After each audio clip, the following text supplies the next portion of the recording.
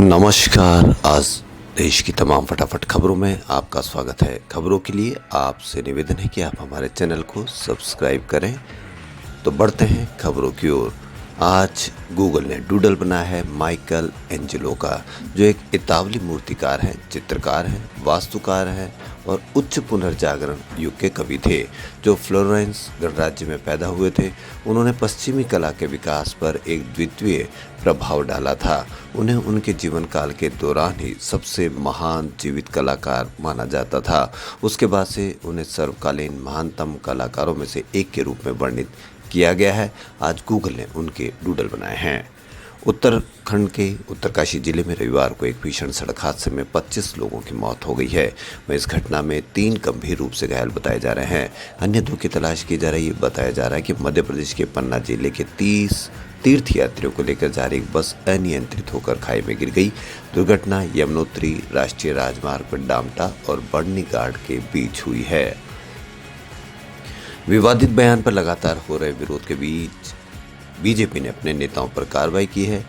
नुपुर शर्मा को सस्पेंड कर दिया गया है। वहीं नवीन कुमार जिंदल को पार्टी से निष्कासित कर दिया गया है। बीजेपी के दिल्ली प्रदेश मीडिया प्रमुख नवीन कुमार जिंदल को पार्टी की तरफ से जारी निष्कासन पत्र में लिखा गया है कि आपने सोशल मीडिया पर सांप्रदायिक सद्भावना भड़काने वाले विचार प्रकट किए हैं। ये भारतीय जनता पार्टी के मूल विचार के खिलाफ हैं।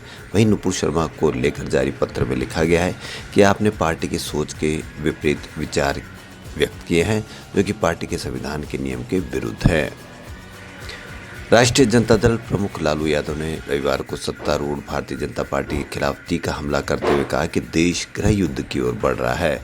बिहार के पूर्व सीएम ने लोगों से महंगाई और बेरोजगारी के खिलाफ एकजुट होने का भी आह्वान किया।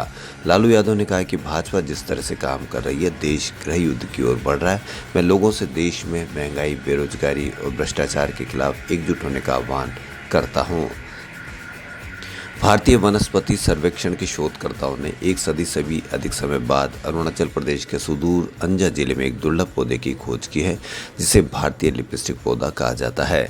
इस पौधे की पहचान पहली बार ब्रिटिश वनस्पति शास्त्री स्टीफन टॉयटन ने 1912 में की थी, जो अरुणाचल प्रदेश से एक अन्य अंग्रेज वनस्पति शास्त्री इसहाक हेनरी बर्किल द्वारा एकत्र किए गए पौधों के नमूने पर आधारित थी।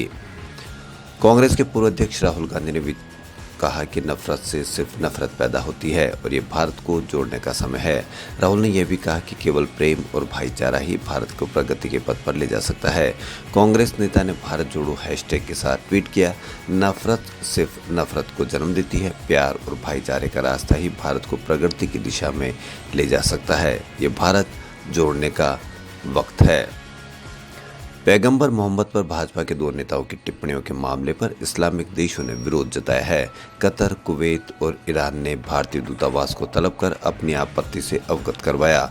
कई जगहों पर सोशल मीडिया में भारतीय उत्पादों पर प्रतिबंध लगाने के आह्वान किए जा रहे हैं। कतर ने भारत के राजदूत के सामने विरोध जताते हुए कहा कि इस तरह की इस्लामोफोबिक टिप्पणियों को बिना सजा के जारी रखने की अनुमति देना मानवाधिकारों की सुरक्षा के लिए गंभीर खतरा है। ऐसे बयानों से हिंसा और नफरत की भावनाएं बढ़ेगी। ईरान ने भी बयान की निंदा की है। समाचार चैनल ईरान इंटरनेशनल इंग्लिश के अनुसार ईरान के विदेश मंत्रालय ने तेहरान में भारतीय राजदूत को बुलाकर विरोध जताया है। कुवैत ने बयान की निंदा करते हुए सार्वजनिक माफी की मांग की है। कुवैत की तरफ से कहा गया कि इस तरह के बयानों से अतिवाद और घृणा बढ़ते हैं। राजस्थान में पार्टी और सरकार से नाराज बताए जा रहे कांग्रेस के कुछ विधायक रविवार को मुख्यमंत्री अशोक गहलोत के साथ उदयपुर में पार्टी के कैंप में पहुंचे। मुख्यमंत्री ने विश्वास जताया कि राज्यसभा चुनाव में कांग्रेस के 3 उम्मीदवार जीतेंगे। वहीं विधानसभा में राज्य सरकार के मुख्य सचेतक महेश जोशी ने राज्यसभा चुनाव में विधायकों की खरीद फरोख्त की आशंका जताते हुए भ्रष्टाचार निरोधक ब्यूरो में शिकायत की है।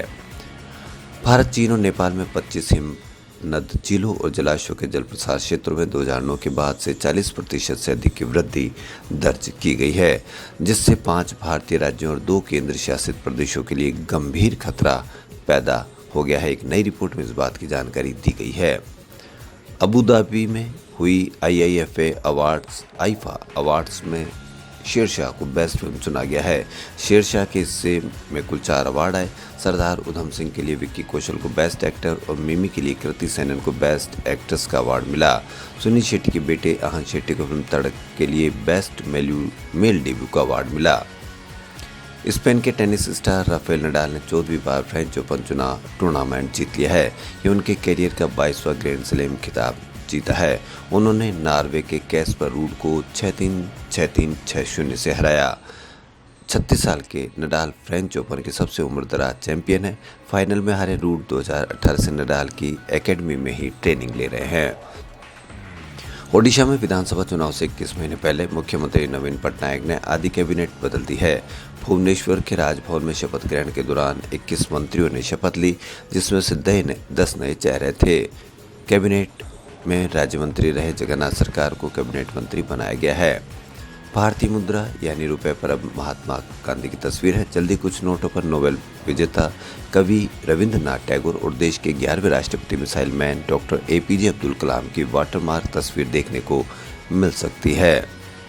अपने बेहतरीन गानों से सालों से देश को थिरका रही नेहा कक्कड़ आज पूरे 34 साल की हो चुकी है। नेहा का जन्म एक गरीब परिवार में हुआ था। माता पिता जगराता कर कमाई करते थे। घर की आर्थिक स्थिति इतनी खराब थी कि नेहा ने भी महज 4 साल की उम्र में स्टेज पर घर वालों के साथ गाना शुरू कर दिया था। एक समय था जब नेहा पूरे परिवार के साथ महज एक कमरे में गुजारा करती थी। यही नेहा आज इंडस्ट्रीज की सबसे कामयाब एक्ट्रेस और करोड़ों की घर में रहती है। 500 रुपये से करियर शुरू करने वाली नेहा आज पूरे 34 करोड़ रुपए की संपत्ति की मालकिन है। राजस्थान माध्यमिक शिक्षा बोर्ड की ओर से 12वीं आर्ट्स का रिजल्ट आज सोमवार दोपहर 12:15 बजे जारी कर दिया जाएगा। इसके लिए बोर्ड की ओर से सभी तैयारियां पूर्ण कर ली गई है। शहर समेत आसपास के 60 किलोमीटर दायरे में टेक्सटाइल इंडस्ट्रीज से निकले पानी से पर्यावरण को बचाने के लिए नेशनल ग्रीन ट्रिब्यूनल की सख्ती के नतीजे दिखने लगे हैं। CETP फाउंडेशन ने रसायन युक्त पानी साफ कर रीयूज करने के लिए जीरो लिक्विड डिस्चार्ज प्रोजेक्ट तैयार कर लिया गया है। देश का यह पहला कॉमन इन्फ्लुएंट ट्रीटमेंट प्लांट है जो DAF तकनीक से बना है। JLD में विदेशी मशीन लगाई है और 25 जून से पहले चरण में 3 ml पानी ट्रीट किया जाएगा। बुखार, खांसी, नेजल स्प्रे, घाव सुखाने, फंगल इन्फेक्शन, मसूड़ों की सूजन को कम करने, कील मुहासे जैसी 16 तरह की ओवर द काउंटर यानी OTC दवाएं अब डॉक्टर के पर्ची के बिना भी मिल सकेगी। फार्मासिस्ट बिना पर्ची के ही इन दवाइयों को बेच सकेंगे। सिर्फ केंद्र सरकार की हरी झंडी का अब इंतजार है। श्रीजीत मुखर्जी की film Sherdil the Pilibhit saga का ट्रेलर 3 जून को रिलीज हुआ था। अब हाल ही में मेकर्स ने फिल्म के पहले सॉन्ग धूप पानी बहने दे की रिलीज की अनाउंसमेंट की है।